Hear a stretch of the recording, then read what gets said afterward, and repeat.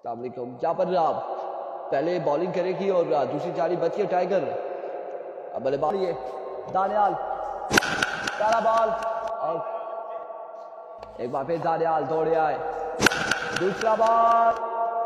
There we go. Oh my goodness, 3 बाले 3 छक्के आड़े हाथों लिया है कास। एक बार फिर बॉलर अपने बॉलिंग के निशान से जाइए, इस बार भी लेकर आइए तो एक बार फिर दानियाल अपने बॉलिंग के निशान से, चौथा ball flick off the wrist, चौथा छक्का। ओह अजलान, आपकी बार flick off the wrist because long once again, इस बार strike out the ground, 6 run के लिए खेल। क्या कमाल, बिकॉज सबर पहला बॉल लिए, पहला बॉल और once again shot again, 6 again Qasim chase हुए। पहला बॉल उड़ता हुआ और इस बार full toss, full toss, 6 run, full toss and